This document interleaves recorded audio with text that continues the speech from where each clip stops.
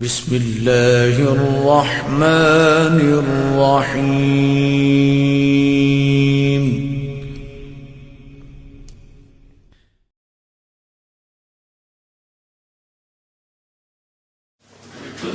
الحمد لله رب العالمين، صلى الله وسلم وبارك على نبينا محمد وعلى آله وصحبه أجمعين. أما بعد،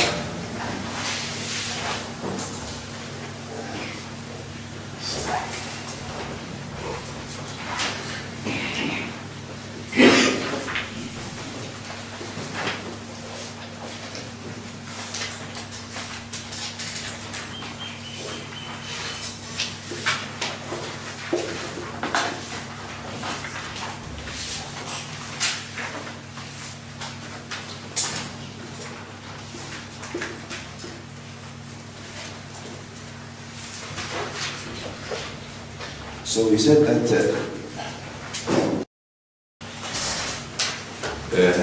باب التفاعل, this chapter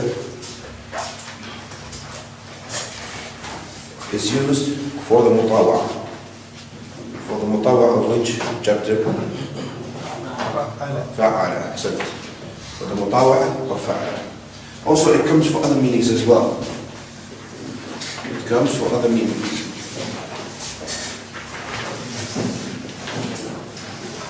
One of the meanings that it's used for is called التكلف.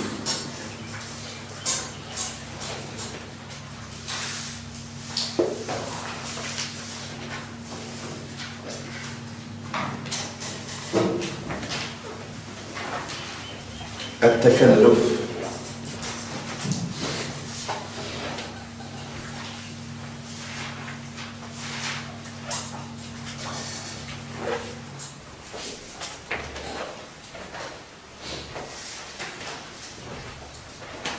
And التكلف is effort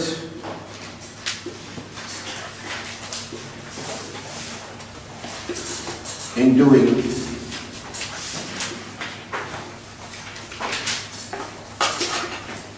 or gaining something.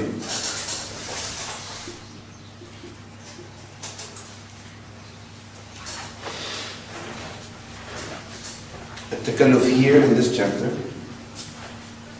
is putting effort into gaining or doing something. You're putting effort into gaining something or getting something done. This is التكلف.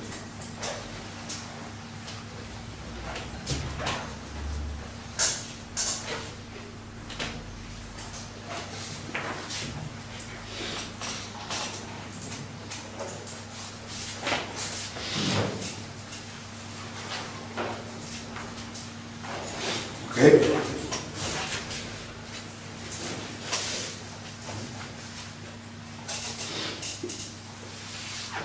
So, you might strive and put effort into gaining a certain virtue, like as-sabr, for example. Sabr, which is what? Patience. Or al-hilm.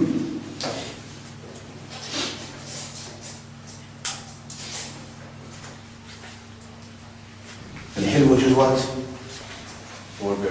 Forbearance. Or al-shaja'a. Al-shaja'a, which is what? Courage.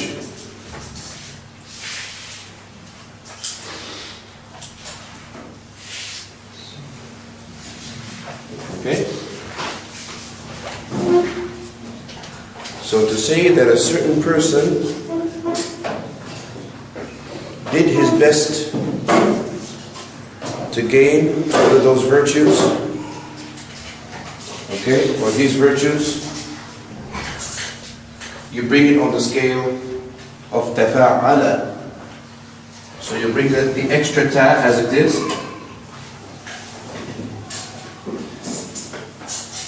and then you bring the fa of the word, which is sad, and then you bring the ain, ba, and you double it, and then you bring the lam, which is the ra. تصبر. تصبر. تصبر. Try to be patient. Try to be patient. Try to endure with patience. تصبر.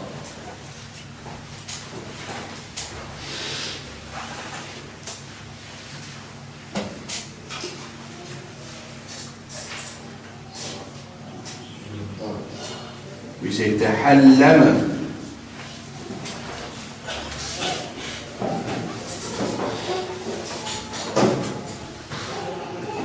تحلم.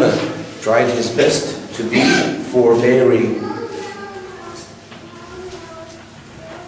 He worked on being forbearing.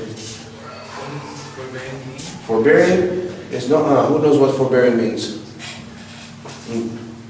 Like not to get angry over so easily. To? Not to get angry so easily, like to have patience, tolerance. Okay, very good. Who else knows? Who else has a meaning besides that? That's like the extreme form of patience. Then what's the difference between sabr and hilm? Like hilm is like what prophets have, and sabr is what regular people have. The Prophet ﷺ said to one of his companions, إِنَّ فِيكَ خَصْلَتَيْنِ يُحِبُّهُمَ اللَّهُ. To Ashaj Abdi Qais, he said, verily you have two virtues of which Allah loves. And he said, Al-Hilm wal-Ana. Al-Hilm wal-Ana.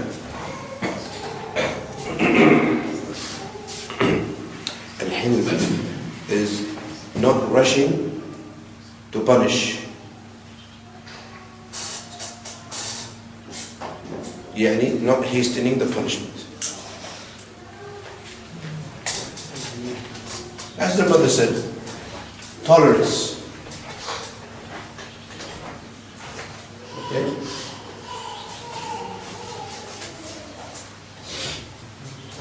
What is when you do not rush to punish. Rather, you yes, you hold back, you overlook.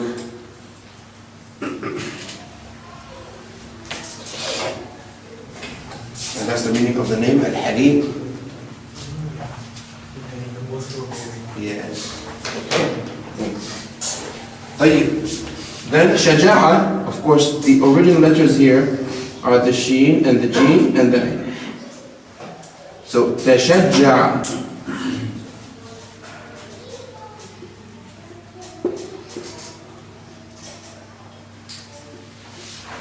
Tashajja'a يعني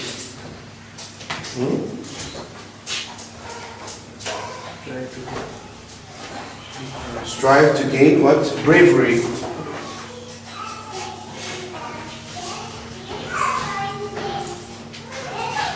Was the same thing the Prophet said that is in you?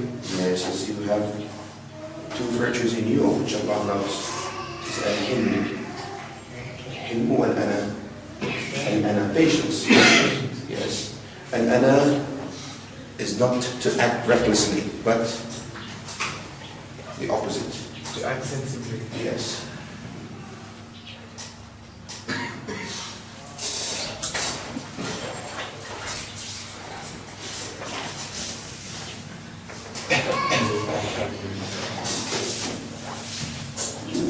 To act carefully and wisely.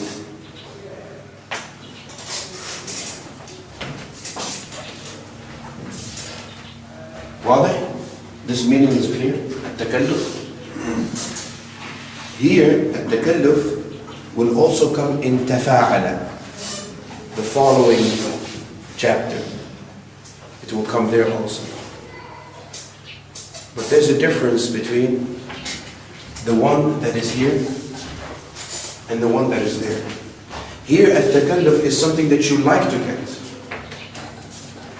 Something that you would like to have. Here, التكلف.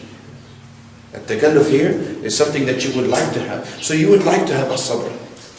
You would like to have الحلم.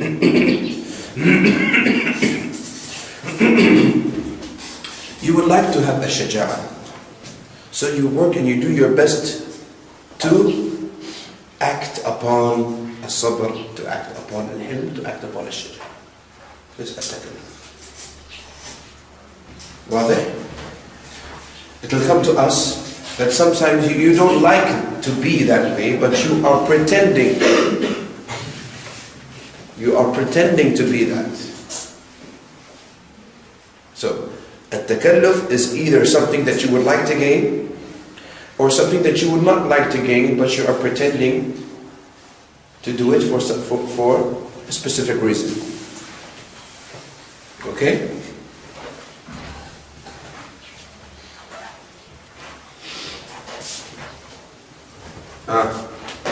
How do we say it from?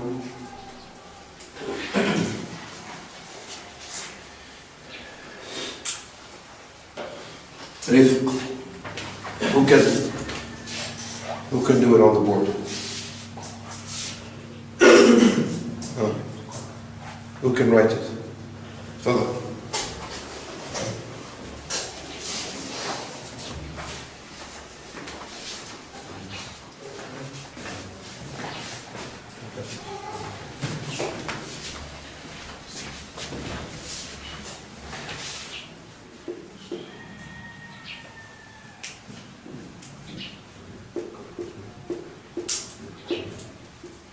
أحسنت بارك الله فيك. ترفق. الرفق, what is it? Gentleness. الرفق is gentleness. ترفق means yes. Yes? What did you say? Trying to be gentle. Trying to be gentle, yes. Trying to be gentle. Okay? What other virtues do you have? You used to ask from Rafiq. For Rafiq? Rafiq is companion. So not the same, Huh? not from the same No, not from the same meaning. Rifq, the ra and the fa and the qaf has multiple meanings. No. Any virtues, other people? Any virtue? Being humble. Being humble. Being humble? Very good. But being humble is not here. It's not in this chapter. Being grateful like shakara. أحسنت. الشكر.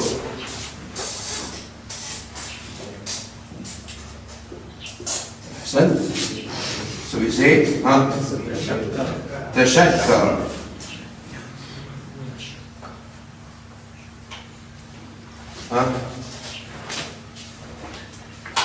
Being open-handed in way of charity, for the way from charitable. Being charitable.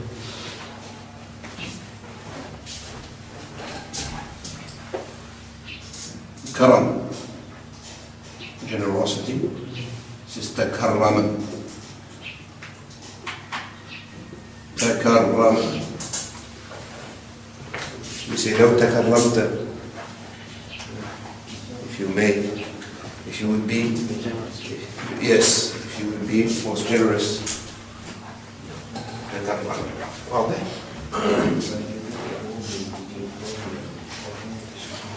Here?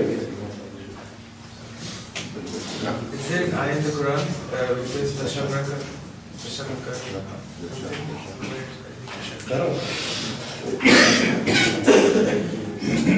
The Quran did not put all the Arabic words in it. Allah did not put all the Arabic words in it. The Quran, see, the strong eloquence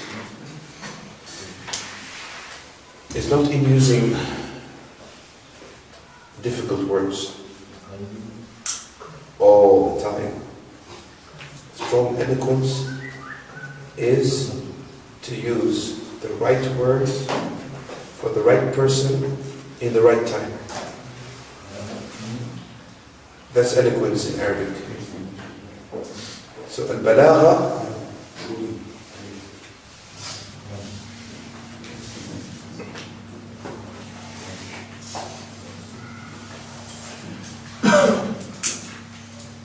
al-balagha is, they say, considering the state of the one you are speaking to.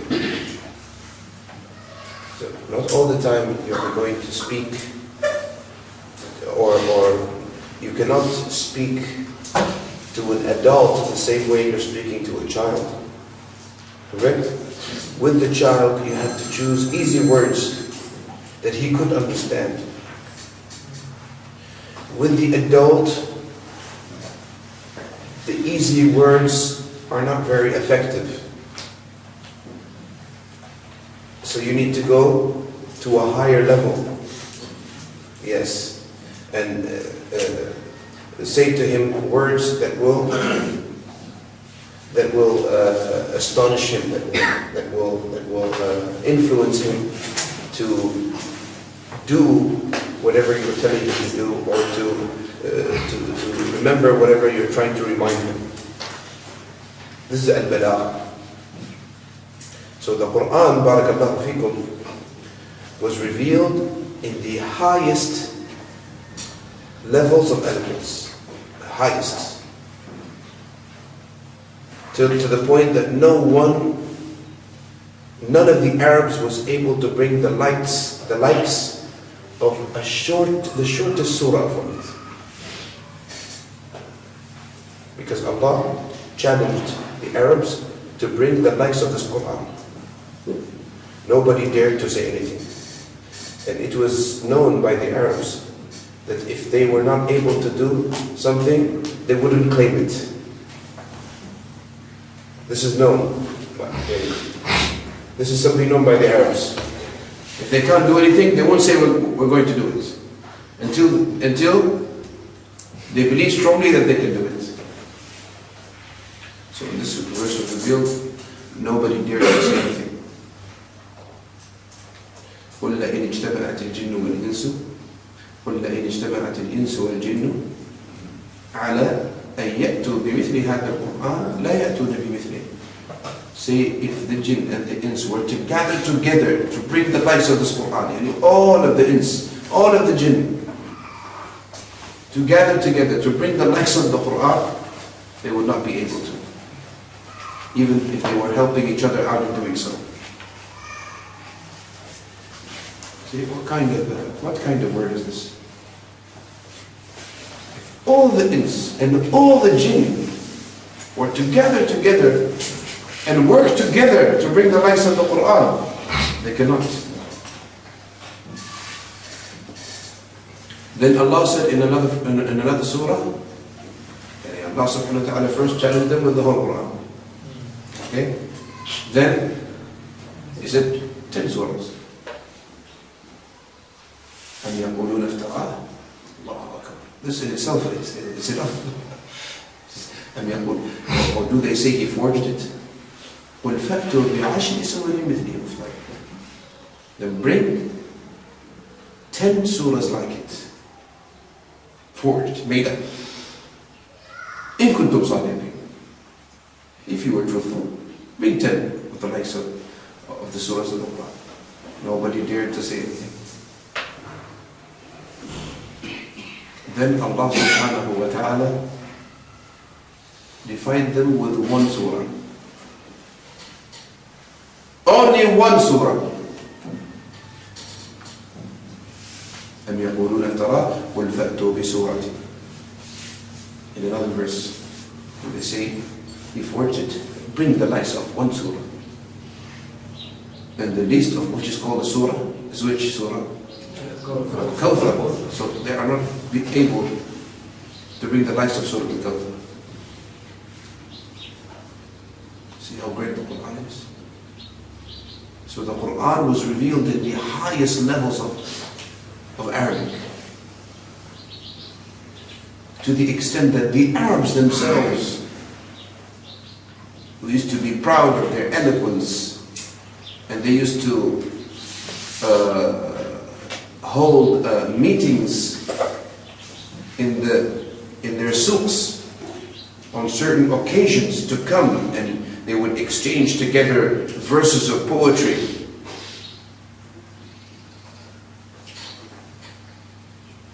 And high, splendid eloquence with each other.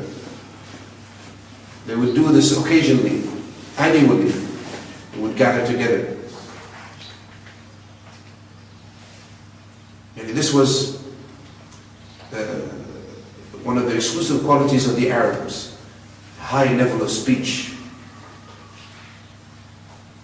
But no one was able to fulfill them. I wondering, the way this challenge was given by Allah. Starting at a very big level, and then even 10 surah, then 1 surah, and still no one can. It is amazing. Yes. Subhanallah. Yeah, you see, he didn't just say immediately 1 surah. Yeah. And this is what do we understand from this? First of all, what can we understand? Well, because from my perspective, I really think that if it is start with the 1 surah, they could say this is very easy, but as if Allah was trying to expose, that no one will be able to. Look, I started with here, no one tried. I come lower, no one. Very good. 1 surah, no one. Is of a stronger challenge. No one will never do it. Excellent. It's a stronger challenge too, because it's like giving them time.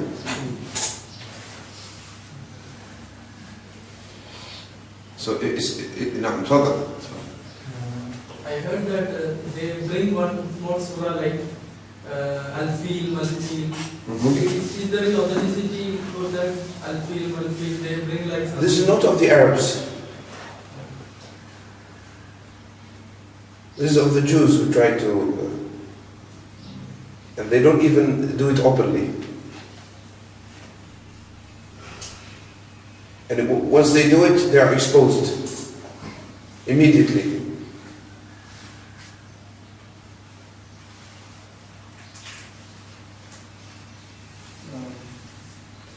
No. I listened to that a while ago. I've forgotten the quote, where someone tried to say he can reveal. He said he claimed that the Quran was revealed to him, and was giving out different surah in his own form. That everything he was talking about was all about food. I don't know the person. One of the false prophets. False prophet, exactly. When was this? It was during the time of the Prophet. During the time of the Prophet. During the time of the Prophet ﷺ, he brought verses. Yeah. Like his followers would say, okay, Rasulullah sallallahu alaihi wasallam received Surah Al-Kawthar, so what did you get? And he would say, Inna a'tainaka al-miftah. So, and then he would continue the verses. Obviously, it is nonsense, but was this one Muslim with Kadab? it was one of the false ones. Or Aswad al-Ansi, or I didn't come across a hadith where Muslim al-Kadab claimed verses that were revealed to him.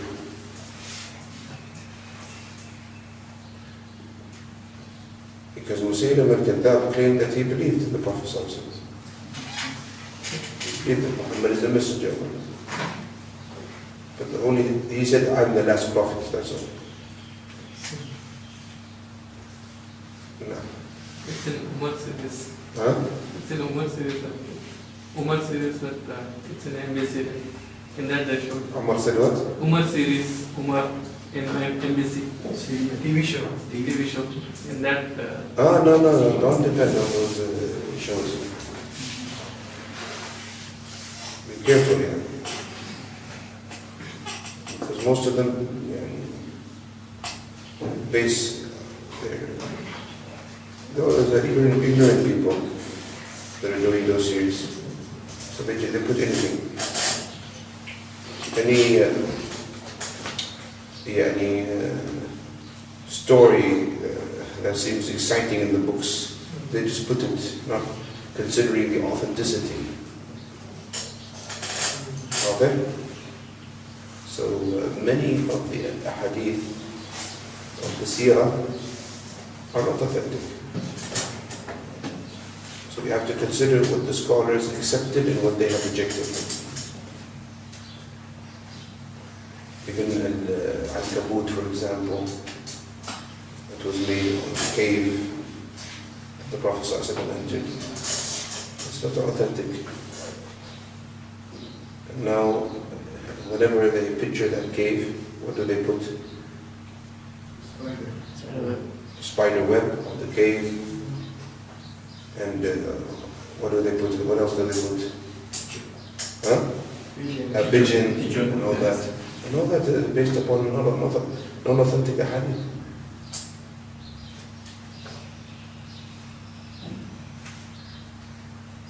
واضح؟ نعم. I think because of as it is aired from the Quran.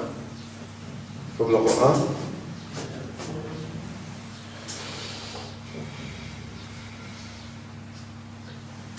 I don't recall now from the Quran.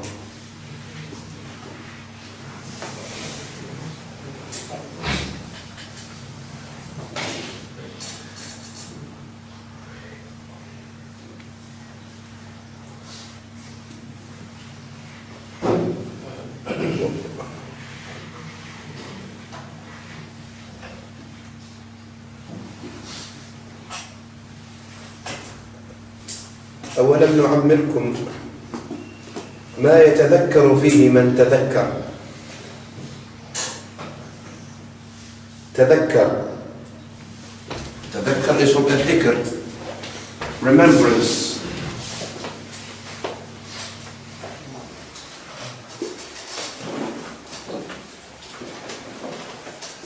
تذكر. This is from the Quran.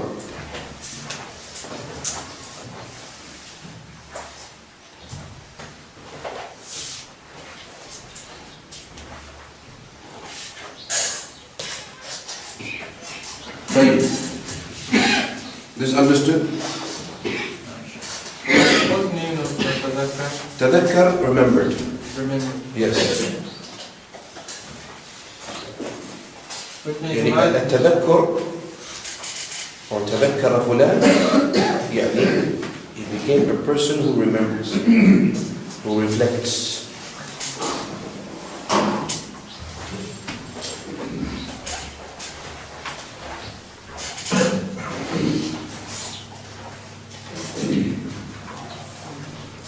So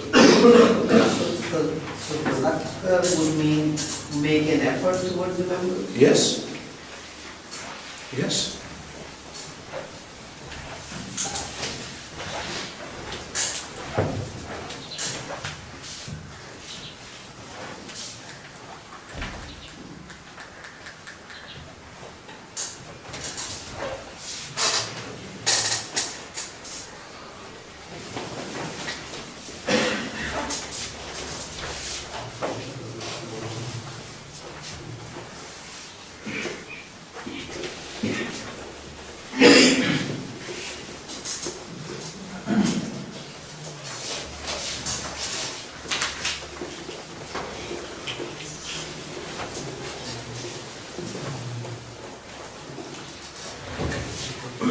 The second last chapter is تفاعل.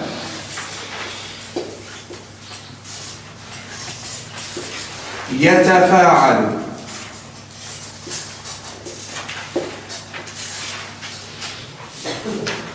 تفاعلا.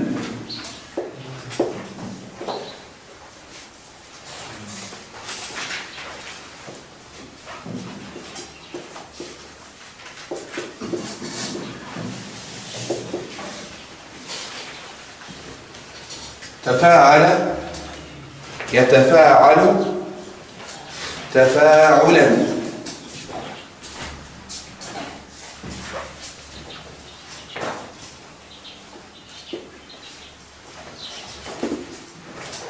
تفاعل يتفاعل تفاعلا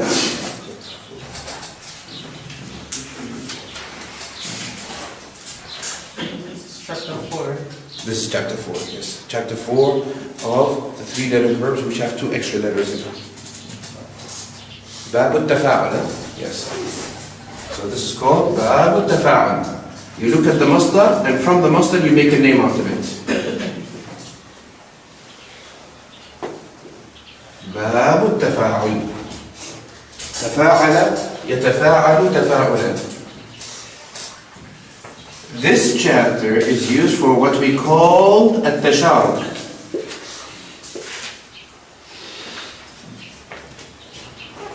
تشارك, participating, just like تقاتل. زيد وعمر.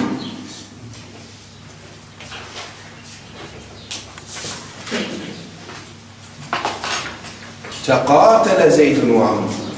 Zayd and Amr fought together. استقاتل.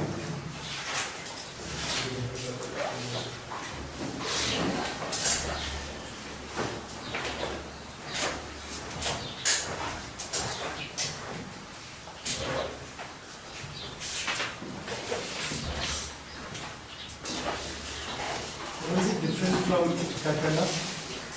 No difference. Inshallah. زيد وعمر. ها؟ زيد وعمر. وعمر, نعم. زيد وعمر.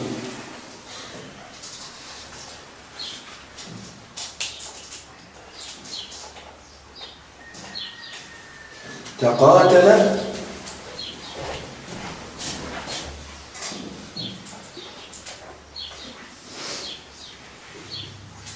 زيد وعمر.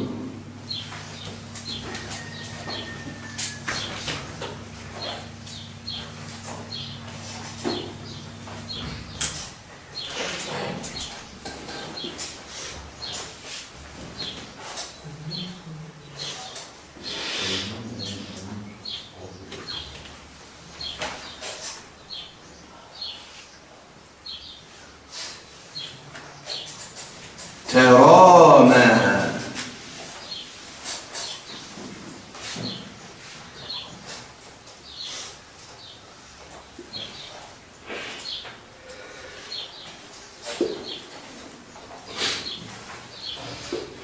الفريقان. ترامى. Can you give me the 3 original letters for ترامى?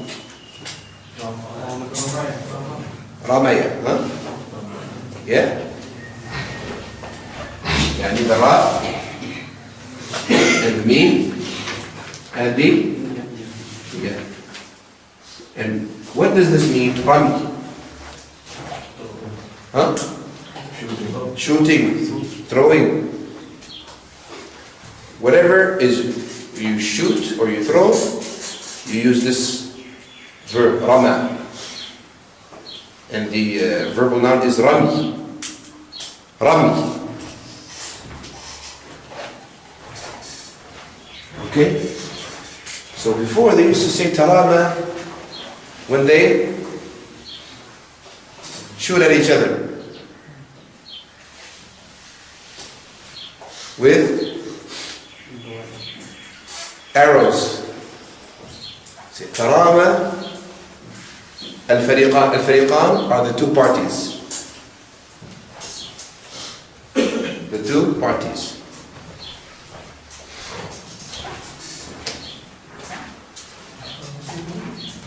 ها؟ تقاتل زيد وعمر. ها؟ Is it Zayd and Amr fought together? Yeah. Or was it fought with each other? Same thing. They fought together, maybe they fought against somebody together. No, they fought together. They fought with each other. Yes.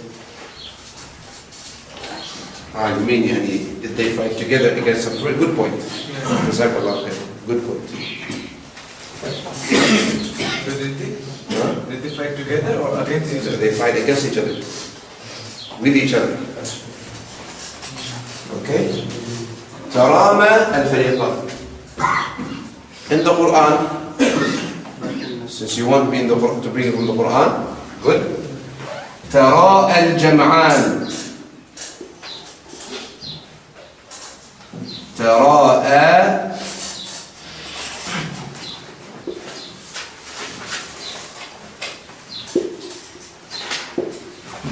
فلما تراءى الجمعان قال أصحاب موسى إنا لمدركون قال كلا إن معي ربي سيهدين. الجمعان are the two groups. When the two groups witnessed each other, saw each other, تراءى from رأى. تراءى is from رأى. فلما تراءى الجمعان يعني when the people of Fir'aun were gaining on the people of Musa and they saw each other, they saw that the people of Fir'aun were getting close to them, قال أصحاب موسى إنا لمدركون يعني they have reached us, they're going to reach us. قال موسى كلا. Musa said, nay, إن معي ربي سيهدين. My Lord is with me, He will guide me. تراءى الجمعان. Also in the Quran,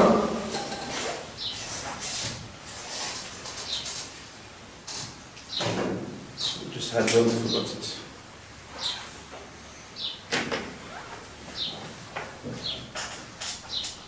Can you give the precise meanings again? Yes, تراءى الجمعان يعني when the two groups saw each other.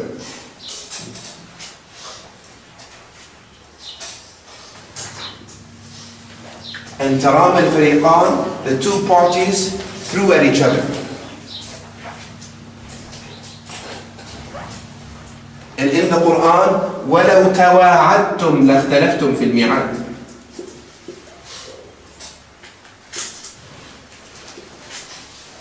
تَوَاعَدْتُمْ, you met each other.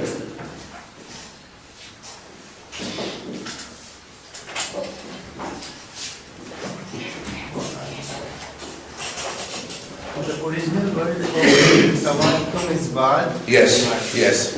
Bad is meeting. Yes. تواعد. If you say تواعدت مع فلان, يعني it's like saying I made an appointment to see him. Okay?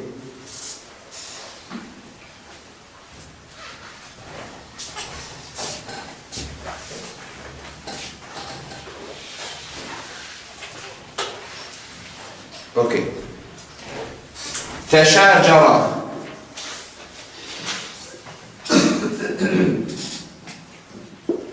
الزوجان. تشاجر, quarreled.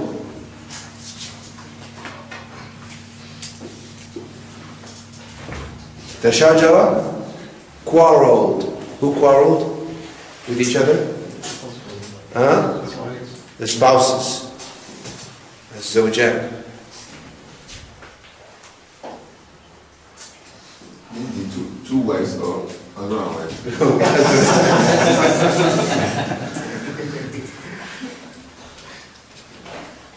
Yeah, if you're married to more than one, yes.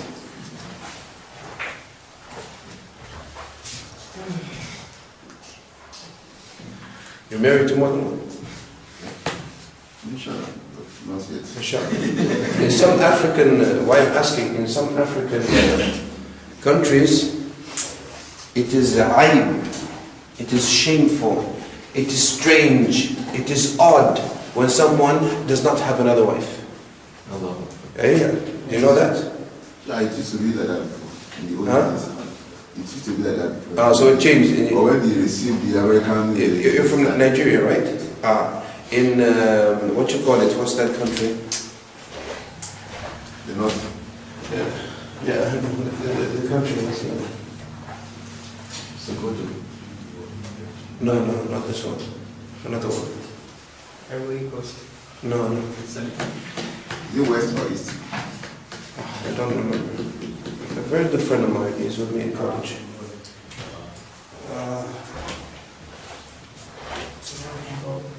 French or English? French colony. Cameroon or Niger? Senegal? Niger? No. Algeria? No. Côte d'Ivoire. Algeria. It's Africa. No? South. Go south. Côte d'Ivoire. No. Senegal. No. We should make his rush. Namibia? Namibia? No.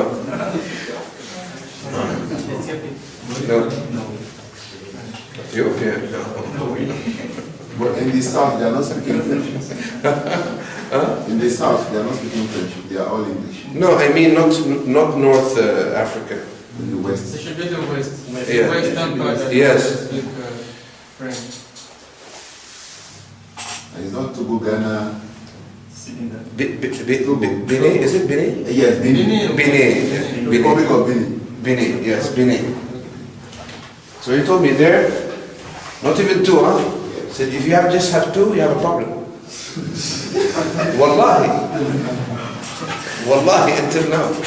Because you have two wives, you know what he told me? He told me that people will look at you and they will say that there's a problem with his wife. That's why he's not getting married to a third or second. It means his wife is, is making problems for him. It's strange. Wallahi, it is strange there. And a person does not have more than one wife. And of course, an environment where that is strange, and even the woman will object. What are we doing with just me? And you don't get married. Actually, in Nigeria, before, if you marry only one, maybe you are not rich. So Nabil wants to make hijrah there. Nabil wants to do hijrah. No problem.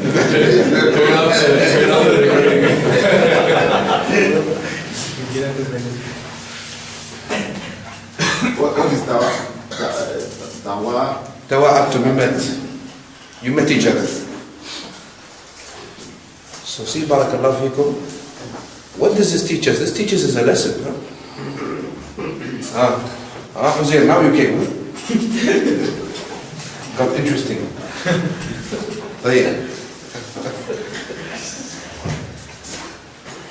What is the lesson? Sheikh, I just had a question, just on this topic, not about the actual marriage part, but in cultures where it is the opposite, where to marry more than one is shameful or disliked, is that a sort of implicit condition in the contract that, according to some of the madhahib, where the culture affects the husband taking another wife, where it is an implicit condition in the contract, and the first wife has the option to divorce? Yes. Yeah, just for the sisters in case. Yes. To make balance. Yes. Yes. According to some madhahib, it is allowed to make that condition. Because it falls under the general statement of the Prophet ﷺ, al-Muslimuna ala shurutihim. The Muslims are upon their conditions, whatever their condition they make and they agree upon. There has to be agreement from the husband. Okay, whatever they agree upon. But some madhahib say this is batil. Okay, because it's not guaranteed. Because the husband might need to get married. And he's going to get married. If he needs to. But if there was an agreement on such a condition and the wife decided to leave, and that is of course not wise, then she has the right to, if it was a condition and they agreed upon. No. I read that even if it is not written in the contract, if it's the culture or the family is known that they don't allow polygyny for their daughters, then it's permissible for the wife has the option of taking the divorce. Is that correct, or is that not correct? I do not know that, but I know that that is restricted to it being laid down in the contract. It has to be conditioned here. Okay. Written, Allahu A'lam, but it has to be a condition which they agree upon.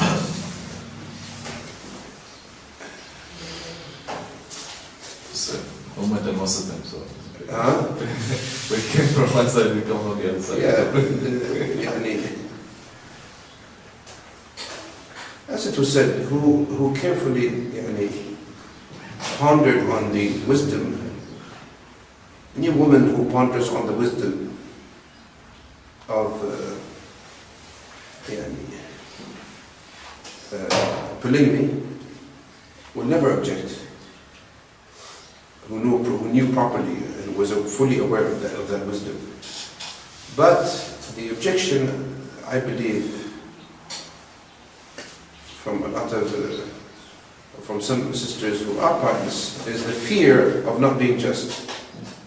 Especially if the man was not responsible, or if they felt that the man is not responsible enough with them. This causes a fear. And here, you cannot blame them here. You cannot blame them much here. Okay? So, I know some brothers who are irresponsible. They got married and they totally neglected their first wives. The first wife. I know a person his wife was calling me constantly and complaining to me. He was almost deserting her. Almost. Okay? And you cannot imply on a wife to get lesser nights than the other one gets. You cannot do that. Haram, ma yajuz, if she does not agree. You cannot say, listen, I'll give you one and I'll give you 2 nights and I'll give the other one 4 nights. You cannot do that. It's impermissible. Because al-adl, you have to give each wife equally when it comes to spending the nights and when it comes to spending the nights. Spending doesn't have to be equal. Spending has to be sufficient. Sorry. If the other one is aggressive and the other one is accommodating. One is aggressive, the other one is accommodative. One is aggressive and the other one is? One is accommodative and the other one is aggressive. Accommodative. There's one causing problems and the other one is you get a third one. Usually the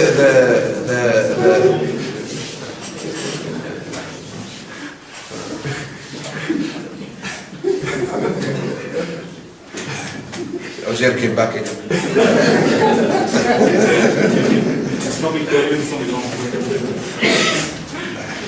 Okay. Usually, the one who would get aggressive is the first. Okay? Is the first. So here, this is normal. This is normal.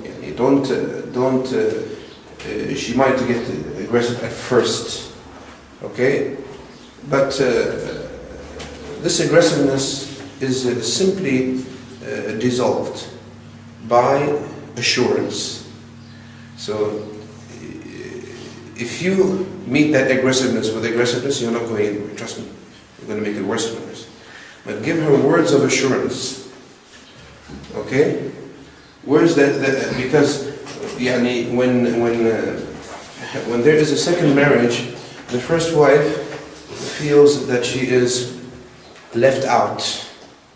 Feels that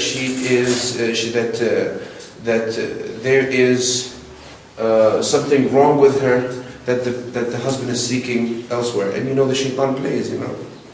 The shaitan works, especially between the husband and his wife. So words of assurance and encouragement will, you cannot imagine what simple, nice words could do to your wife.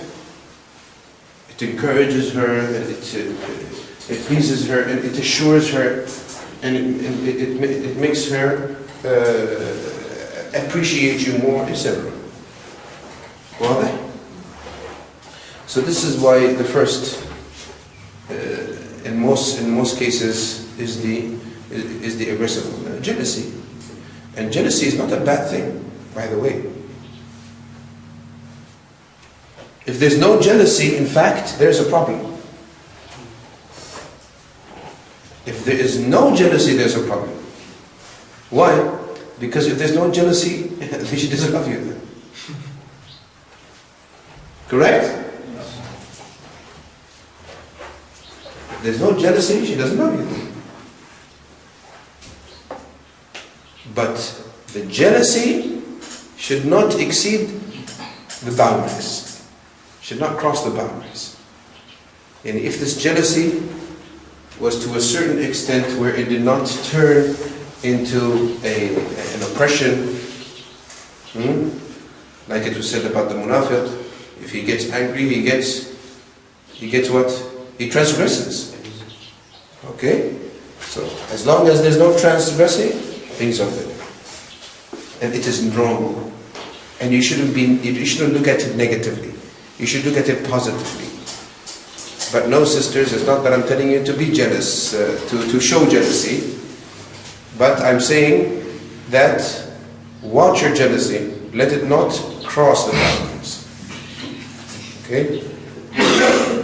Well, sorry to disturb the class. We have another custom. No, the class is already that disturbs. Gone.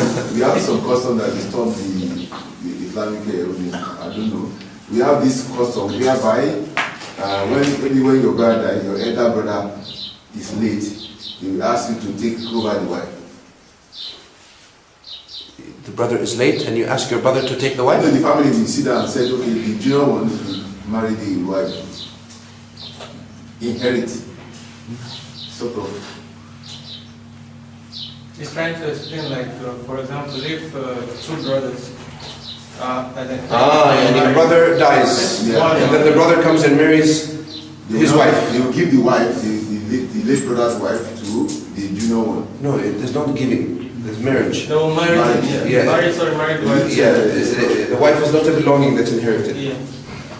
The Islamic like that. Islamic, with the aqd, with the contract. After she gets out of her iddah, he makes a contract, he marries her, no problem. Okay? Because the sisters, this is a temporary sacredness, a temporary hurmah. So once the relationship ends, okay, between the sister and her husband, the other sister becomes lawful for him. Well, then. The other sister. The sister. In this case, brother, I think. Huh? In this case, brother, isn't it? In this case, the brother is. Okay? Well, then. Clear? Right. All of this because Tashahhud is This is Jawami al-Kalam. I'll launch my examples. Jawami al-Kalam Sheikh. Allah Musta'an.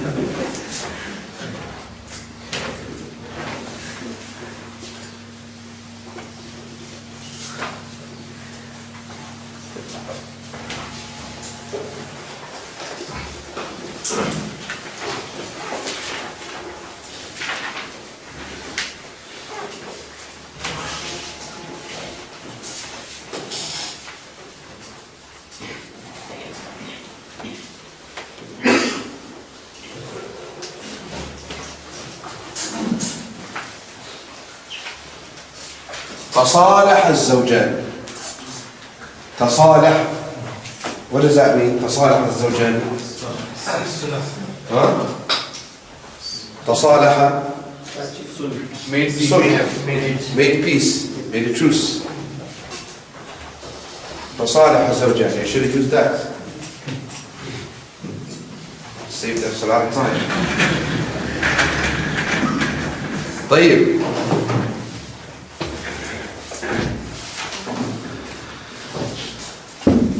وأيمن الطلاق وانتهار مسلم أو إهانه بعالي. We're speaking about the yameen, and we said that the yameen is a word used for what? Oaths. And oaths circulate around the 5 rulings. Sometimes it is haram, sometimes it is makruh. This is something that we did not mention, or that we failed to mention. Sometimes it is haram, sometimes it is makruh, sometimes it is wajib, sometimes it is mustahab. Sometimes it's mubah. Some scholars say it's haram, yamin al-talaq, to swear with divorce. Well, if you do this, you're divorced. If you go to that house, you're divorced. Some scholars say it's haram, and another scholars say it's makruh. And in general, one should take the oath as a sacred thing. And what shows that you're taking the oath as a sacred thing is that you don't use it much. Because using it much is taking it lightly. And Allah subhanahu wa ta'ala commanded us to fear Allah in respect of the oaths. وَلَا تَجْعَلُوا اللَّهَ عُرْضَةً لِأَيْمَانِكُمْ أَن تَبَرُّوا وَتَتَّقُوا وَتُصْلِحُوا بَيْنَ النَّاسِ.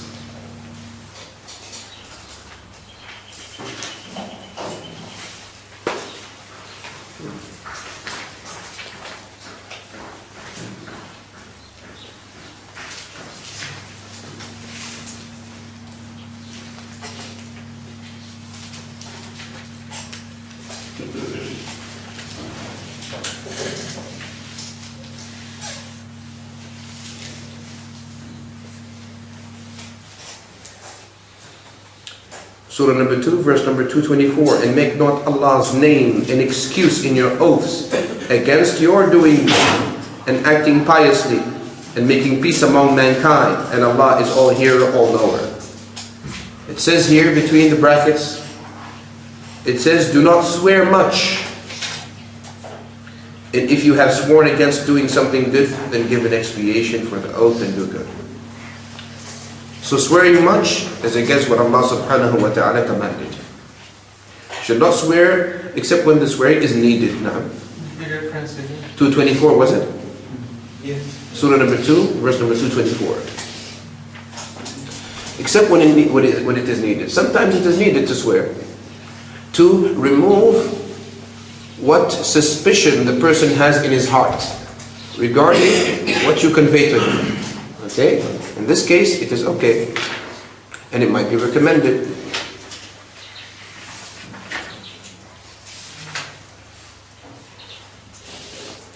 واضح بارك الله فيكم.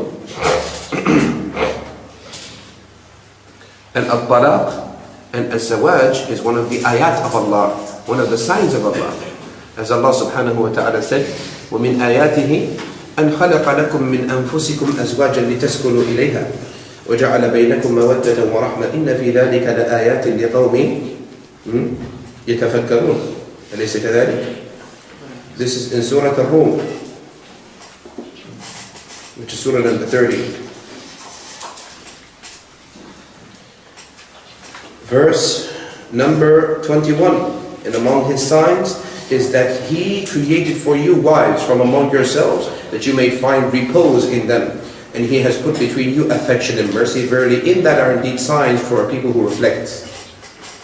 30:21, yes.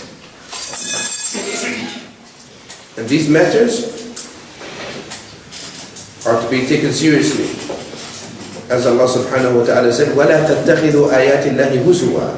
Don't, or the signs of Allah as a gesture, as a play.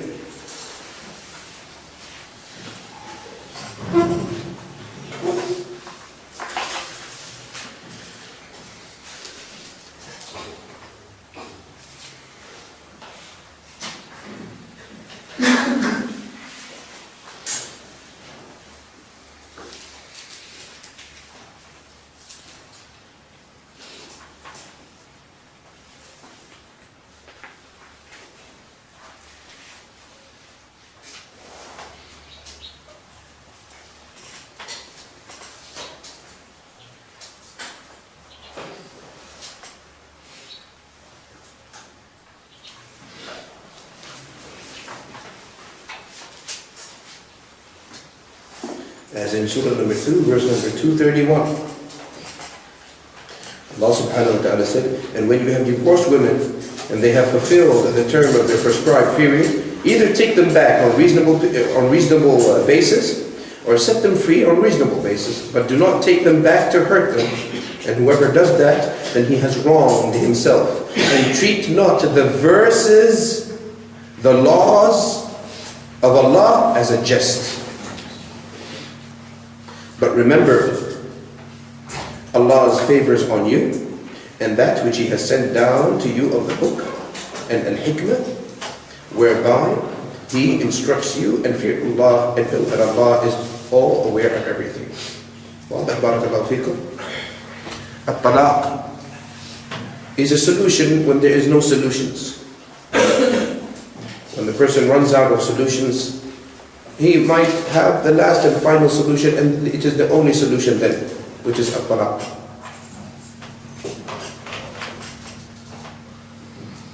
And one should not rush. Originally, you have to keep at-talaq out of your mind. And at-talaq you should not even think about it, because you should do your best to do all the means necessary to reconciliate if there are problems, if there are disagreements between each other. And some husbands, may Allah guide us and them, and some wives, may Allah guide us and them, they rush with the word of at-talaq.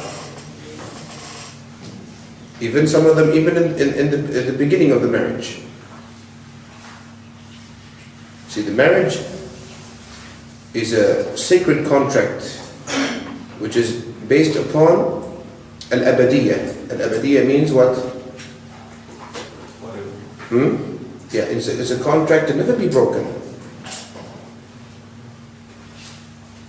Even they said that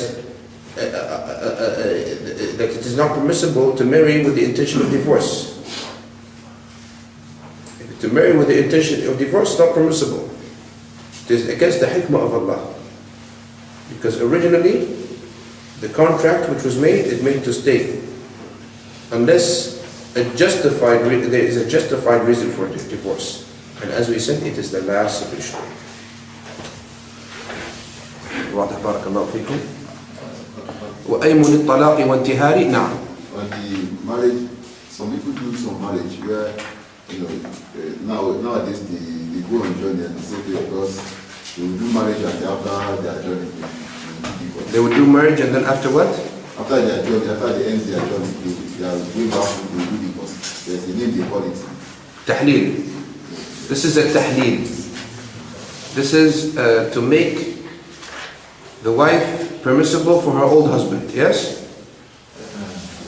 So he's saying if somebody goes on a journey somewhere and then he marries the woman with the intention of divorcing her. No, this is a weak opinion. And this is oppressing the woman. And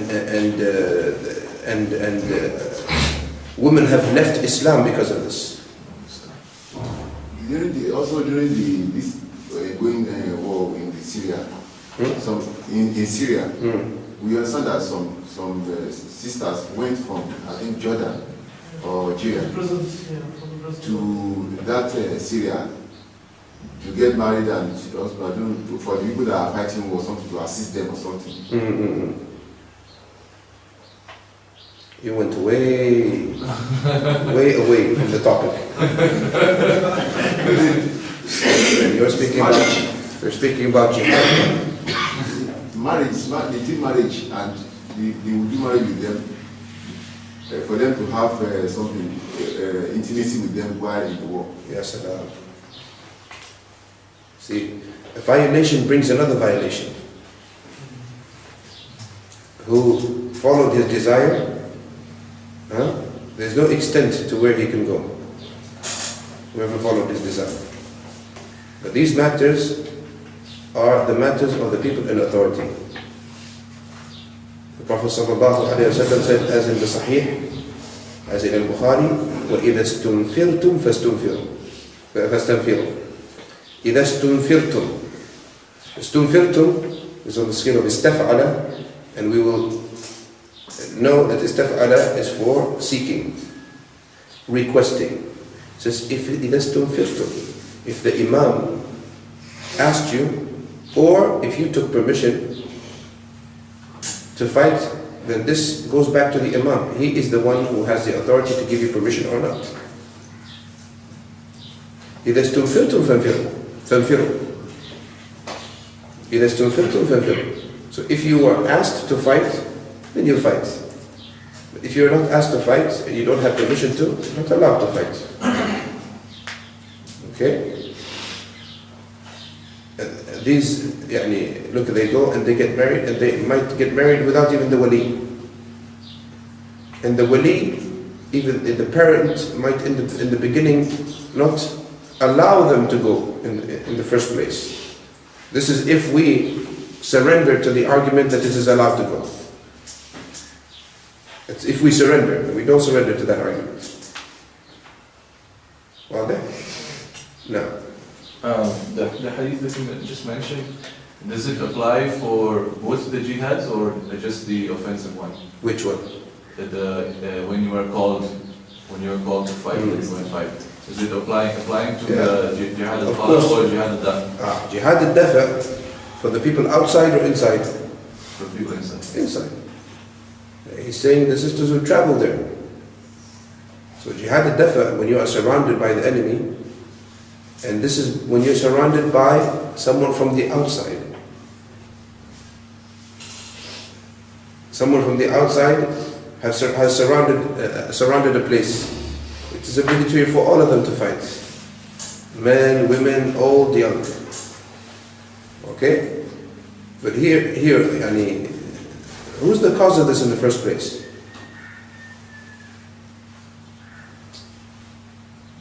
Who's the cause of this? The ruler. Proof. He started killing them. Proof.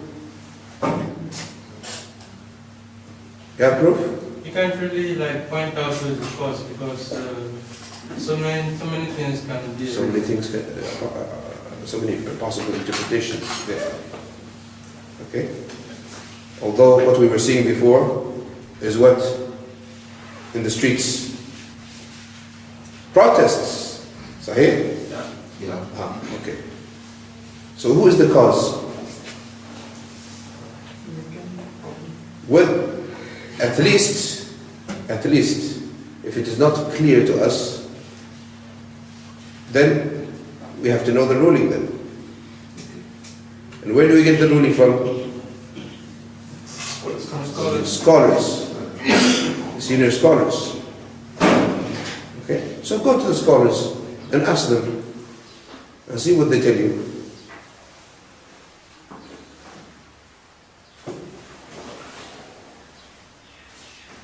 Barakallahu feekum. Jihad is a ibadah. Jihad is an act of worship. And the act of worship Haram until proven halal.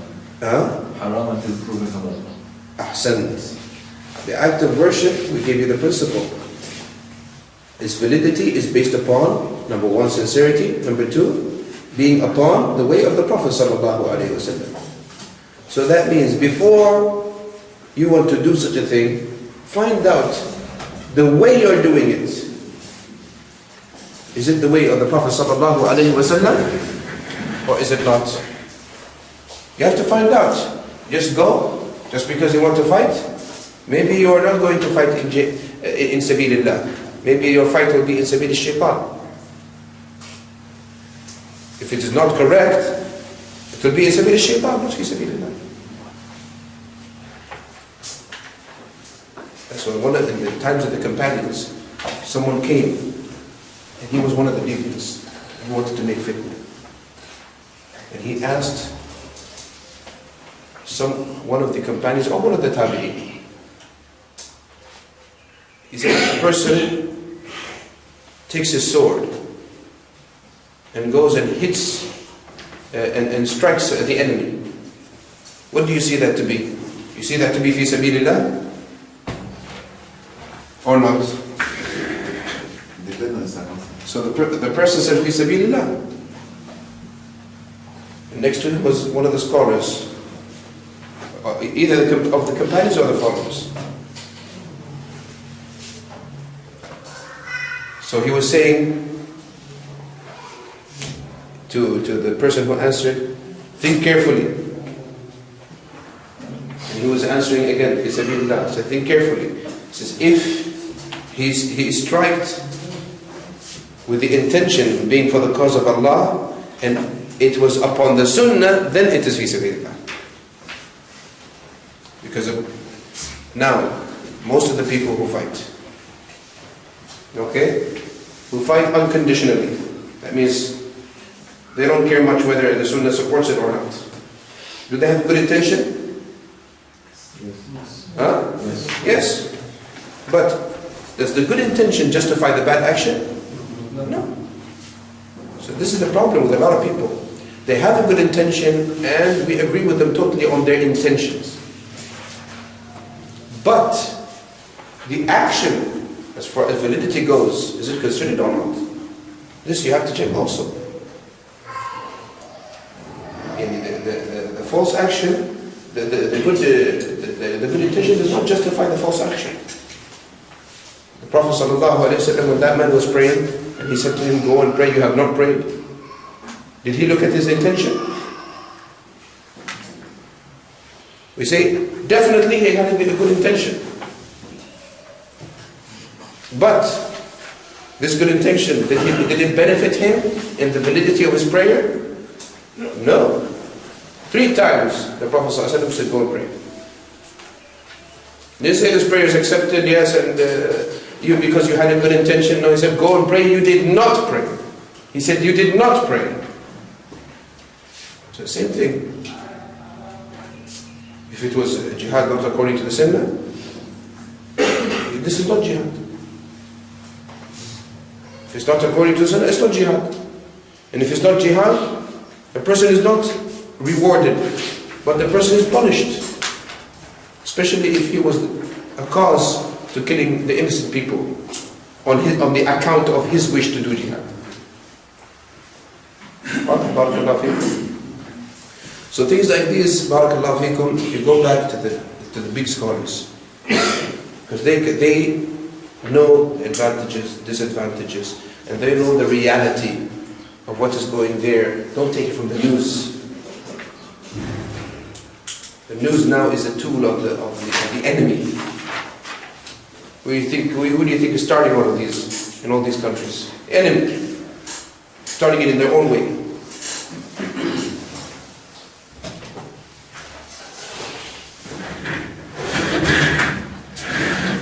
As a matter of fact, there's an interesting video on YouTube that some of them did, showing that Facebook was a very strong reason to the problems that happened in a certain country.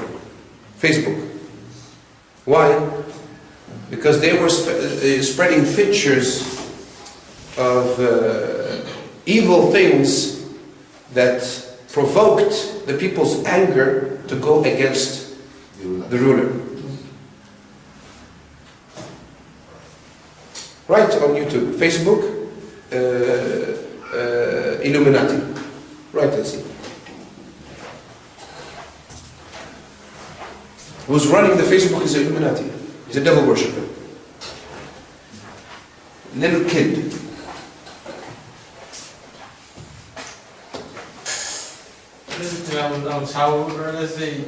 The entertainment industry. Yes, of course. All the entertainment industry is owned by them. If you don't know this fact, you have to do a lot of research.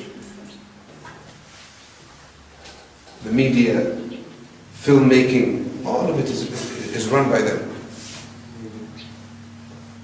You see, most of those superstars, singers, when they are caught, so-and-so is caught with drugs, so-and-so is caught doing so-and-so. You know when this happens? When the star decides to leave the Illuminati, that's what they do to him.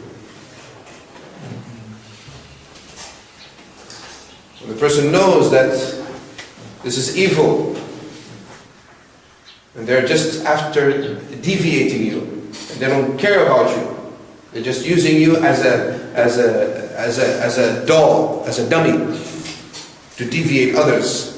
So they leave. So when they leave, they say, where are you going? We're the one who made you. We made you famous. You belong to us. You do what we tell you.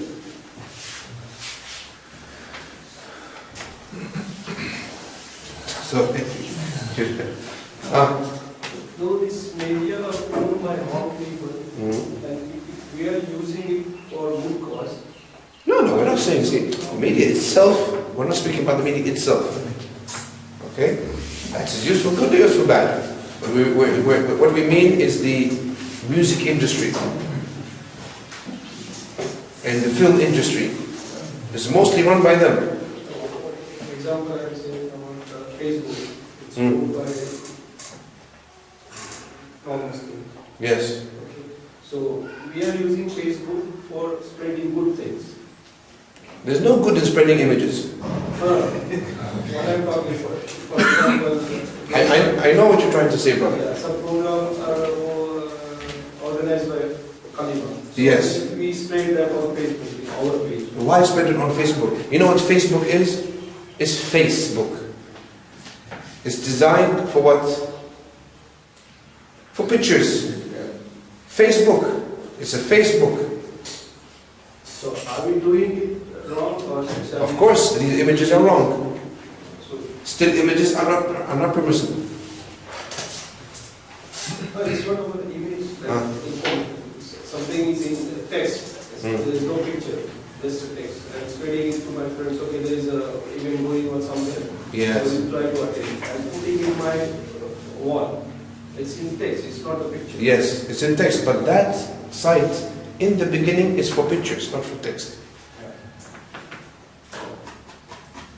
And now when you have a friend, you can see the pictures of his contacts. Correct? Family members, girls. Well, there. It's a site for pictures. Facebook. Someone might tell you, no, there's a matter of dispute. It's not a matter of dispute, by the way. Still pictures are not a matter of dispute. The motion picture, that's what the matter of dispute. Even if a lot of people tell you otherwise, it's not a matter of dispute. Because there's an ijma, a unanimous agreement. Nothing changes that unanimous agreement. The point is in the head. So if there is a head, a still image, it's not permissible. Leave the issue of the images. If you know that a certain site is run by an Illuminati to deviate the Muslims, we're going to deal with that. And if you knew that one of the main goals of this individual is to provoke the Muslims against each other, still going to deal with that.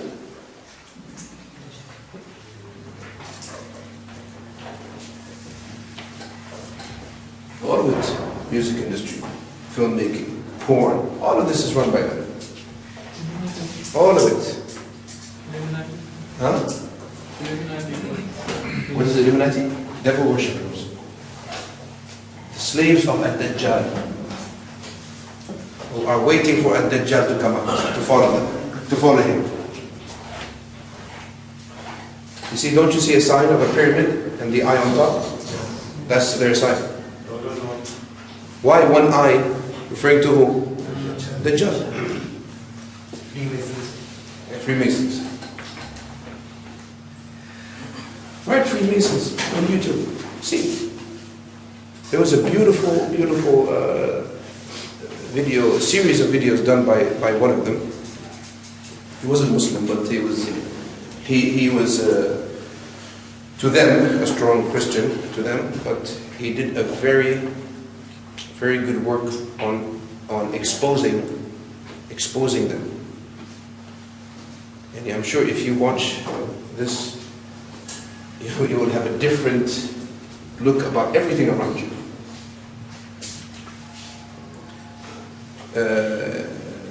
Who of you heard of The Simpsons? The Simpsons, the cartoon. Pure Freemasonry book. Pure Freemasonry book. Look at the images and the signs they use in that cartoon.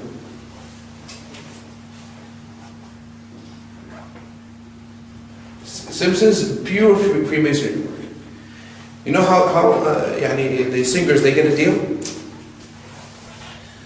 They have to use those images and those signs of theirs in their video clip or in their logo or in any of that. That's how they get a deal. That's how they are given a deal. And the more you are into it, the more famous they will make you, because you are serving their purpose. Okay? There's a singer out there who has 3 albums. These 3 albums represent the 3 levels of his and it's like getting 3 3 levels of their loyalty. Yes. Simply from the title of the album, you can tell that it is and he reached the highest level. That's why he's very famous. Ihsan Kufr. Allah. So once you leave them, okay, and then it's involved with racism as well and all of that. And that's why a person who's black, they try to make him white. They try to, I'm speaking about someone whom you know, very, very famous, with the excuse that he has a skin disorder. You know what I'm talking about, right? His father, just Google it. His father was a Freemason. That's why he became famous. The whole family was upon that.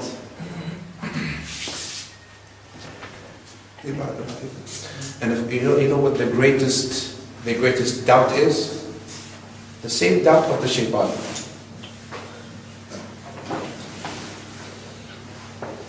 He promises them that when the Dajjal comes, you will become immortal. Basically, you will become gods. That's why they believe they're gods. Same shubha, same doubt that the devil used with Adam. If you eat from that tree, what will you be? Immortal. Same, he's using the same shubha with them. So they believe that when the Dajjal comes, they will be immortal.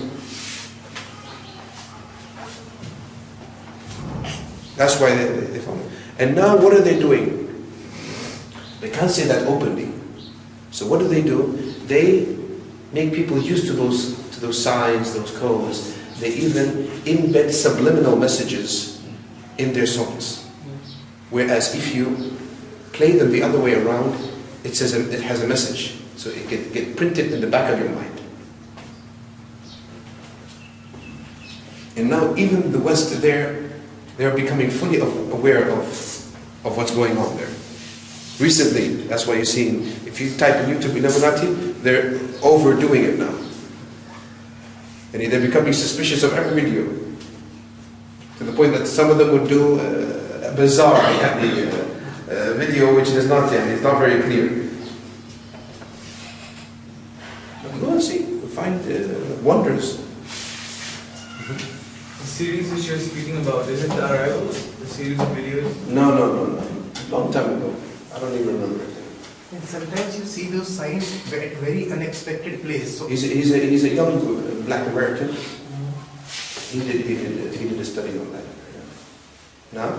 sometimes you see those signs at very unexpected place that you start doubting that is it the Illuminati or is it the coincidence. For example, right outside Masjid al-Haram, where the security room is, they have one big eye there with a message that yes, you are being watched. You are like there are cameras. No. So you did. No, this is one of the exaggerations that this people do on YouTube. No, this I saw it there only. It's a big size, the size of the wall. There's a room, a big size, one eye there. Yeah, but that's not meant. That's what they call it. Coincidence. If it's safe to say coincidence. It could be. It has to be. Yes. The coincidence. Has to be. But I was like shocked at that time. على كل حال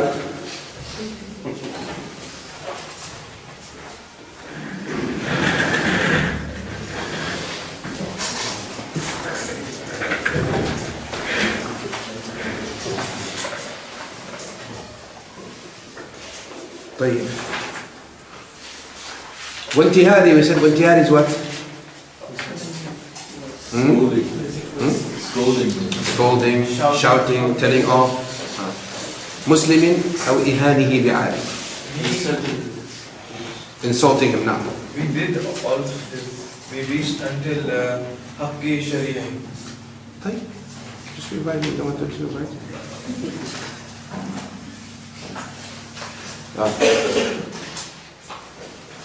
وانتهار مسلم أو إهانه بعالي من سب أو تخويفه لمنعه جميعها بغير حق شرعي. طيب في غير حق شرعي what does it mean? All of these in other than Islamic rights. طيب. Then what did he say? والحفظ للبصر عن حرام كنظرة تولي أخ الإسلام.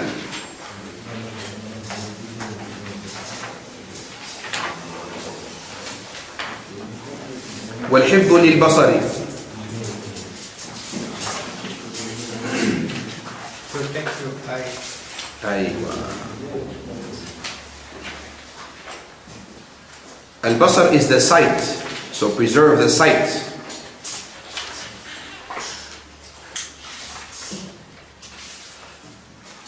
والحفظ للبصر عن حرام, preserve the sight from the haram, from what is impermissible.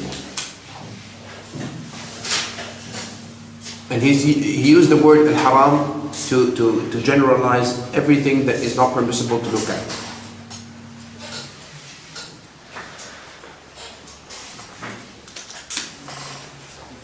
Because the sight is preserved not only from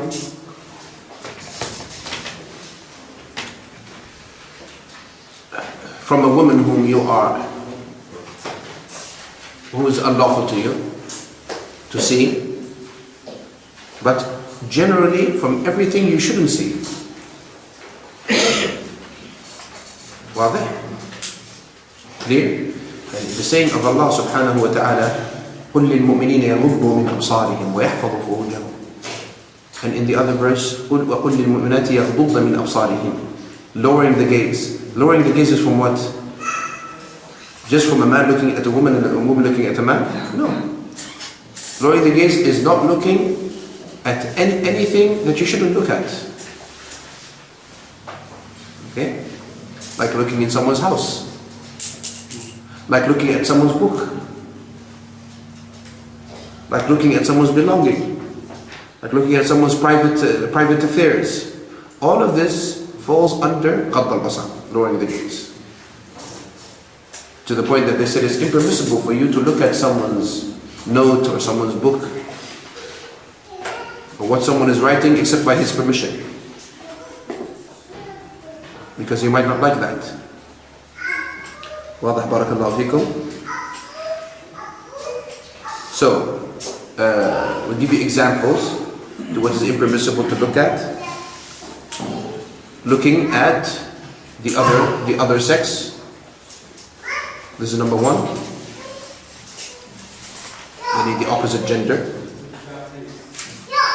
Of course, and this is when it is not a mahram. It is not a mahram to you.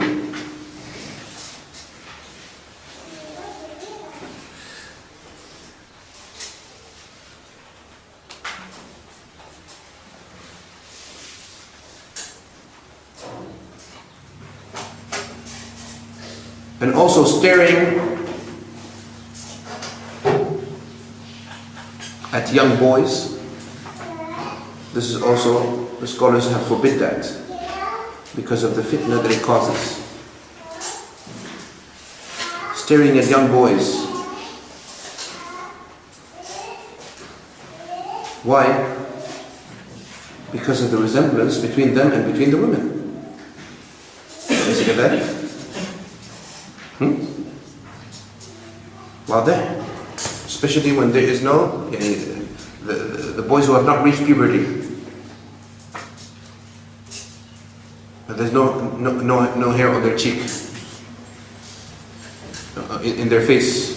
It's not permissible to stare at a young boy because of the fitna that might happen out of that.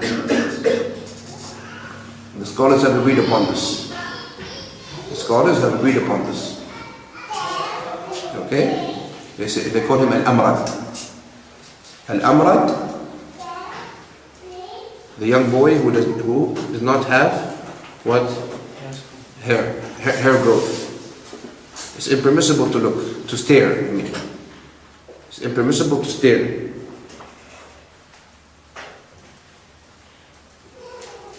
Especially a good-looking boy. واضح؟ نعم. One question. نعم. Not direct to the topic, but this word haram here. نعم. Of the word haram. Haram, yes. Because I was this masjid is called Masjid Haram. Is there any sacredness? Haram to abuse. We call something haram, yani something muharram. Something haram means something that is sacred in the sense that it is impermissible for you to abuse, to violate. That's why it's called haram. Al-Ashhur al-Haram also, the sacred months. Also, kullu al-Muslimi ala al-Muslimi haram. That means sacred. And impermissible for me to abuse him. Hurma, ahsant. Hurma also. Hurma is the verbal noun, sacredness. They use it as a word for women also. Yes, here in the slang they use it for women. So they say hurma. Subhanallah. It's a wonderful usage. Why? Because they gave the name of sacredness to the woman, because the woman is sacred. Allahu Akbar.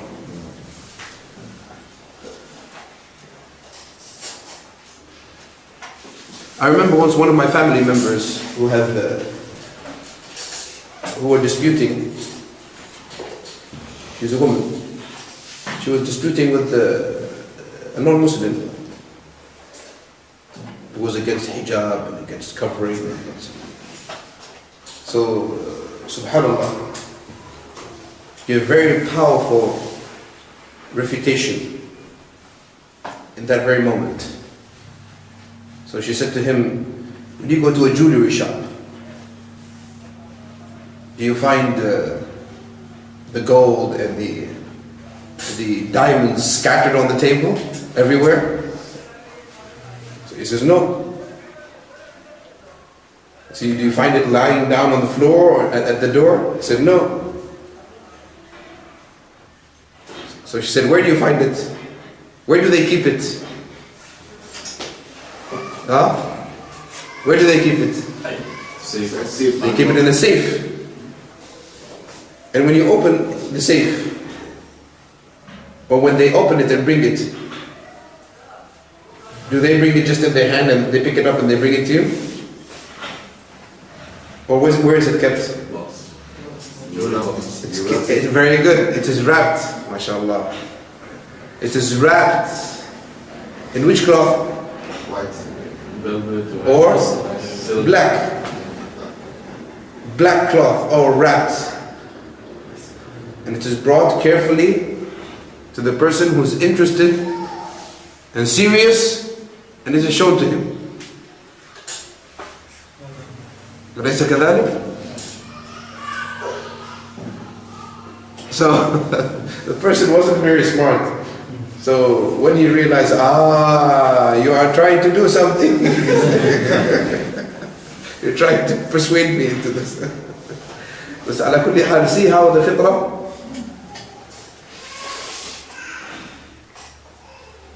What is more sacred, that diamond or The sister. the sister? Your sister in Islam. The sister. See, that is not a property to be sold and bought.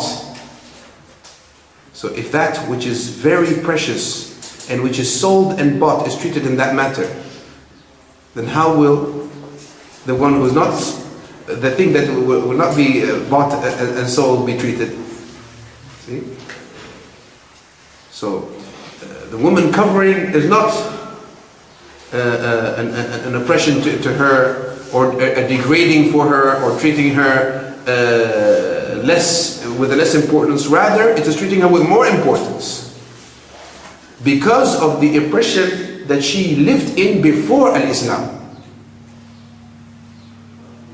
So this is out of a great respect and a great importance, and noticing that it is a great trust that Allah subhanahu wa ta'ala has given us that we have to take care of.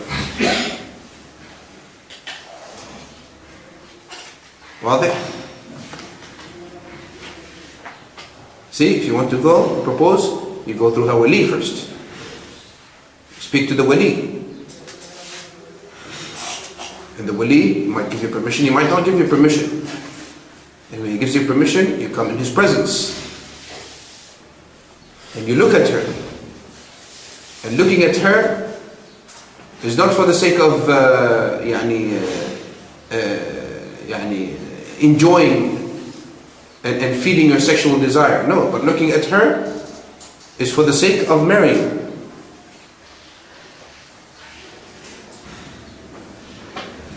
واضح بارك الله فيكم.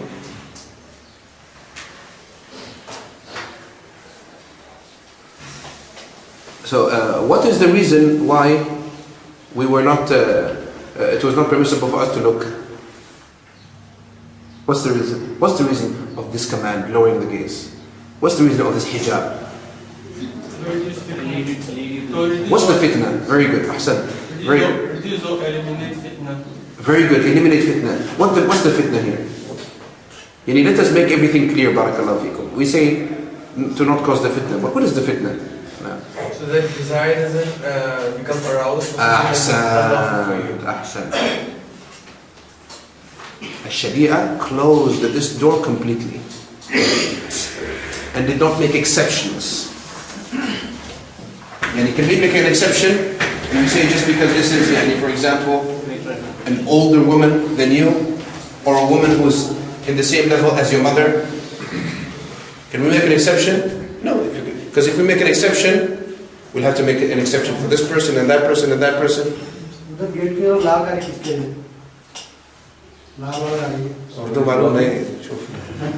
red car, someone's red car. Red car, yes. There's a red car. We'll start.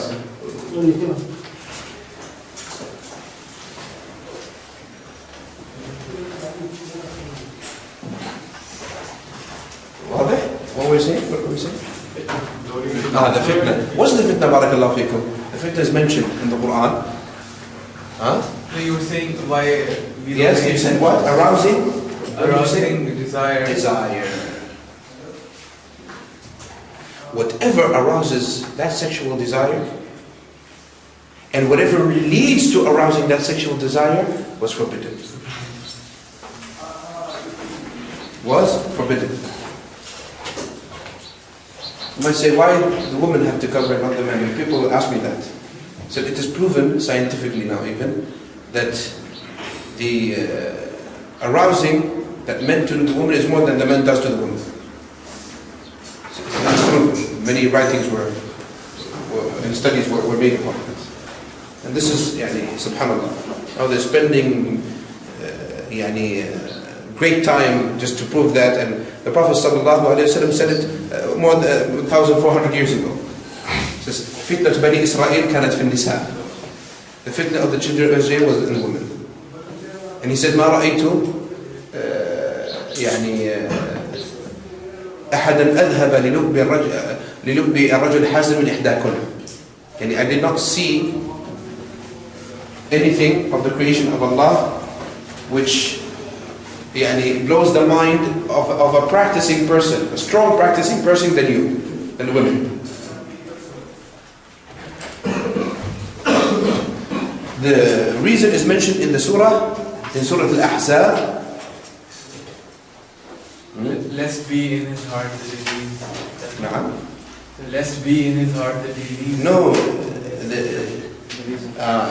that is pure for your hearts and their hearts. And this was said about who? About the wives of the Prophet ﷺ. This is in Surah Al-Ahzab. 33 what? Jazakallah. Verse number 53. You should go home and read that verse and ponder on it. It says here, if you ask them for anything, ask his wives, sallallahu alayhi wa sallam, for anything you want, ask them from behind the screen. Why? What's the reason that Allah mentioned here? He said that is pure for your hearts and for their hearts. This is one of the main evidences for al-hijab. Because in here, it speaks about the ruling inside the house. Okay?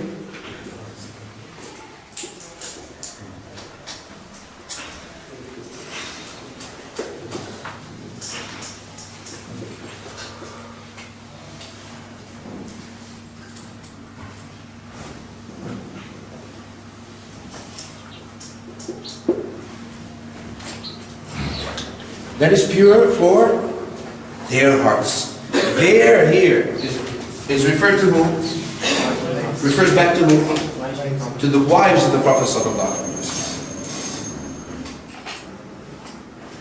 That is pure for your hearts and their hearts. When you ask them from behind the screen. You ask them from behind a screen. That's why the women should be secluded from the men. Now, does anyone do this? Put a screen? Huh? Anyone does this? Huh? Alhamdulillah. Kalima does it. But can you do it in your homes? Huh? Some people. Majority? No. Majority no. Not only do they not do it, they will consider it extreme. And they will consider it ridiculous. See here, it said that when they come to ask the wives of the Prophet ﷺ of anything, they should ask from behind where? A screen. Why? Because the woman in her house is wearing what she usually wears in her house. Okay? So there is supposed to be a screen for the man not to see her. Well, this screen is when she's in the house. When she's outside the house, what's her screen? The hijab. When she's outside the house, Her screen is the hijab, by the unanimous agreement of the scholars. This verse proves the hijab that is there when she's outside the house, and when she's inside the house, she is addressed from behind a screen. From behind a screen. Pure for their hearts. Think about this. The wives of the Prophet ﷺ, is it lawful for them to marry after the Prophet ﷺ? No. And nobody is allowed to marry them after the Prophet ﷺ. What does that mean? Would anyone even think about them? From that aspect, from the aspect of marriage? Huh? No. And they are the mothers of the believers. Ummahatul mu'mineen. Radiyallahu anhunna. Ummahatul mu'mineen. And they are not, nobody has any interest in them from that aspect.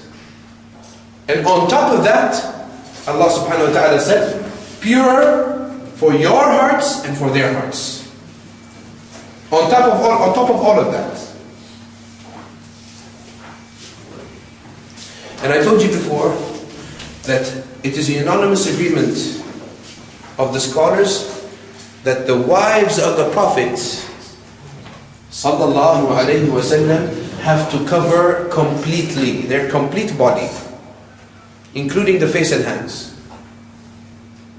Unanimous agreement. You ask any scholar out there, so the wives, how much do they have to cover of their bodies? Any scholar out there, they will tell you it's unanimous agreement that the wives have to cover all of their bodies, including their face and hands.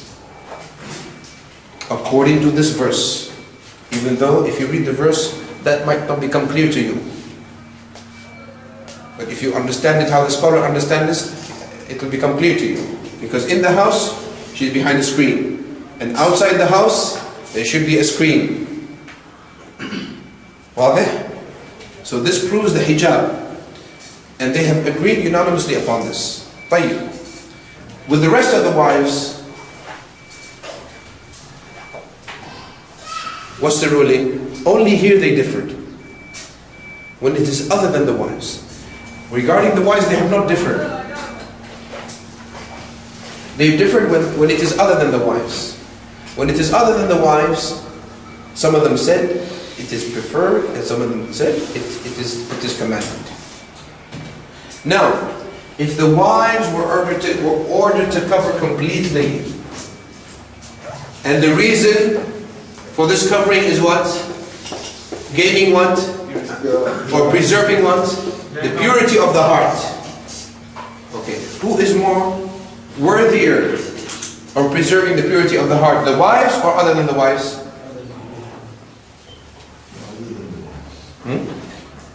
Other than the wives. Other than the wives. Because they're not Sahabiyat, and second, they're not the wives of the Prophet. Very good. Even the Sahabiyat. Because it is permissible for them to be wed after they divorce from their husbands. If there's a divorce or their husband dies, it's permissible for them to be wed. So people would have interest in marrying them. So who's worthier of gaining the purity of the heart? Someone who's never to be married?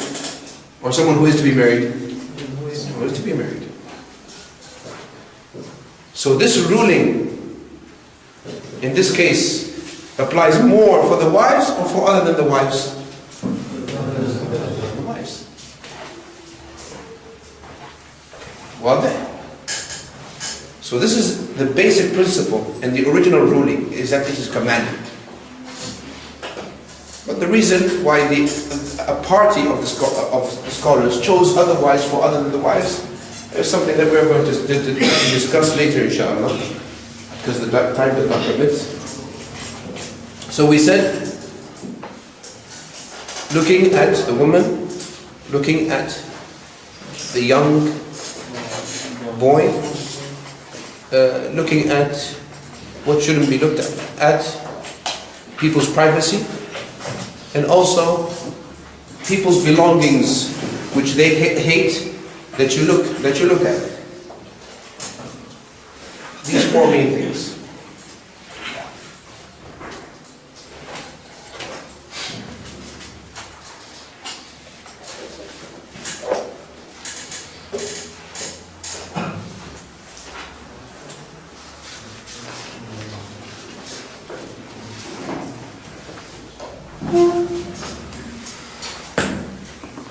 Any questions? No. So it implies that there might be some situations where we are allowed to use any of the aforementioned. Yes, of course, not any, because some of them are general. So what are the situations where it is allowed to speak negatively about someone or to someone? When you're warning against him. When a scholar is warning against someone, for example, and for example, we find in the books of narration, we find a scholar saying about a certain narrator, kadhab. And kadhab is what? A liar. Isn't that a sad? Isn't that a sad? A cursing? That is considered a cursing. But this cursing here is permissible. Rather, it is wajib. Why? To protect the hadith of the Prophet ﷺ. To clarify he who is fabricating a hadith against the claiming that the Prophet ﷺ said it. So yes, al-haqq al-shar'i, of course, al-haqq al-shar'i is known how? By the shara, by proof, the evidence from the sharia. So yes, there are exceptional cases where those matters are allowed for a given Islamic right. Well there? Or if someone came to you, for example, seeking advice, and this we shall mention when we reach to al-ghibah. We shall mention the cases where there is an ahaq shar'i, where you could do those things. We shall mention that ghibah, for example, if someone sought advice from you to deal with a certain person, and you know that this person is a cheater, so it is permissible for you to tell that person is a cheater, don't go and deal with him. Why? Because because of many ahaadeeth of the Prophet sallallahu alaihi wasallam. One of them is the hadith where one of the sahabiyat came to the Prophet sallallahu alaihi wasallam and told him that two had proposed to her. So the Prophet sallallahu alaihi wasallam said, as for so and so, he is poor, he has no money. And as for so and so, he said, barabun linisa, he beats women. So he mentioned only the negative side. Why? Because the advice which was sought is regarding the negative sides, not the positive sides. Otherwise, all the Muslims have their positive sides, they pray, alhamdulillah, they do everything. But what is meant here from the nasiha is to point out the negative aspects of this particular person. Okay? And we shall come, we shall explain all of that inshallah. Now, taking photos of people, of living animals, and like with a digital camera. Yes. What is it permissible? No, it's originally impermissible. The Prophet sallallahu alaihi wasallam said, and there are many ahadith on this. من صور صورة كلف أن ينفخ فيها الروح وليس بنافخ. Whoever, and this is a hadith in Bukhari and Muslim, whoever did an image of a living thing is commanded on the day of judgment to blow the soul in it, and he will never be able to blow. But digital, the scholars, what do they say about the digital photo? See, the digital photo, there is no difference between the digital photo and the drawn photo in meaning, regarding the ruling, because there are still things that have originated after the time of the Prophet ﷺ and took the same ruling as something that is resembling it. For example, I'll give you a clear example. Drugs. Why were they made impermissible? Because they intoxicate. What is the original thing that was intoxicating there at that time? Al-khamr. So do we say just because drugs is of a different substance than al-khamr, that it is considered an exception? No, because the rulings, we have a general principle in Sharia that says the rulings are tied to their reasons. So whenever the reason exists, the ruling will exist. Just as, for example, the thawb, it has to be above the ankle, correct? Okay. Back then, they were not wearing a qamis like we are wearing. They were wearing an izar. An izar, you know the izar, the lower part. Okay? So the Prophet ﷺ, when he forbid dragging the clothes under the ankles, he said, what did he say? He said, Uzratul Muslim, and the izar. He spoke specifically about the izar. Okay, now he spoke specifically about the izar. Does that mean that he's specifying the izar for this ruling? He says no. Then why did he mention an izar specifically? Because at that time, that was what the people were wearing. In the Quran, Allah subhanahu wa ta'ala says, for example, don't kill your children out of poverty. Why did he specify poverty here? One might say, okay, I'm not killing my child out of poverty, I'll kill him because he's driving me nuts. So I'm not killing him because of poverty. Is this acceptable? He says no, because that reason was mentioned because that's what people used to do at that time. So rulings are attached to the reasons, to the hikmah of this ruling, not to to certain incidents that were a reason to pass this ruling. Well, and this will explain later, inshallah.